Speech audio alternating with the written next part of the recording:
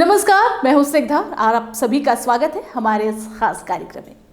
करम पर्व झारखंड के प्रमुख त्योहारों में से एक है। ये पर्व न सिर्फ आदिवासी समुदाय के लोग धूमधाम से मनाते हैं, बल्कि गैर आदिवासी लोग भी इसमें बढ़ चढ़कर हिस्सा लेते हैं और अलग रीति रिवाज को जिज्ञासा के साथ देखते हैं और उसका हिस्सा भी बनते हैं।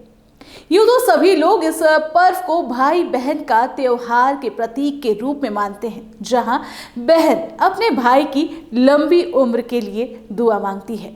लेकिन बहुतों को ये नहीं पता होगा कि ये पर्व क्यों मनाया जाता है और इसकी तैयारी कैसे और कितने दिन पहले से शुरू कर दी जाती है। दरअसल करम पर्व को सृष्टि का पर्व भी कहा जाता है। ये पर्व सिर्फ भाई बहन का पर्व नहीं, समस्त मानव जीव जंतुओं का पर्व है, क्योंकि इस संसार में कर्म ही धर्म है।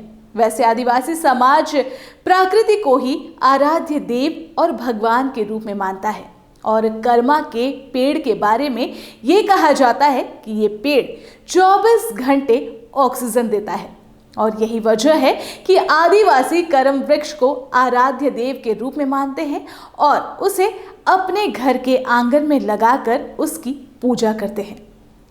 वैसे आदिवासी समाज और उनके पर्व और रीति रिवाज देखकर ये कहना गलत नहीं होगा कि आदिवासी और प्रकृति एक दूसरे के पूरक है। वैसे कर्मा पर्व को लेकर आदिवासी समाज तो सालों भर इंतजार करते हैं। करम पर्व की तैयारी महीनों पहले शुरू कर दी जाती है। इस पर्व के पहले गांव और शहर के सभी लोग, लड़के लड़कियां, बूढ़े बुजुर्ग अखाड़े में आते हैं और पर्व को लेकर इसकी योजना बनाते हैं।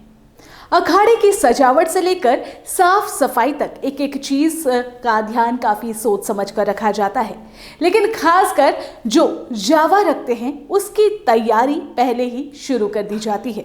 लेकिन जावा रखने के लिए उपवास करने वाली महिलाएं बालू लेकर आती है, जिसमें 9 तरह की फसलों के बीज रखे जाते हैं और उस पर लगातार हल्दी का छिड़काव किया जाता है ताकि उसकी पवित्रता बनी रहे।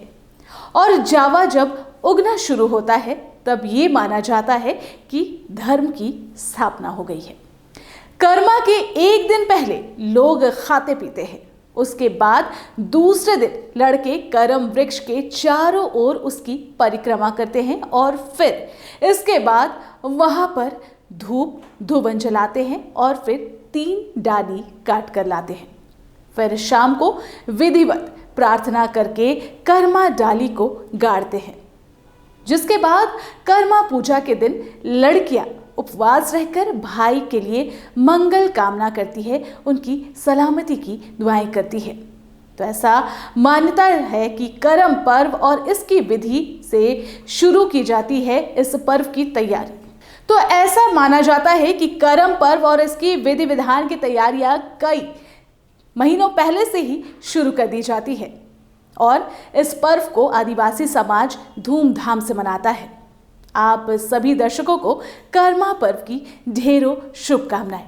इसी के साथ दीजिए इजाजत। नमस्कार।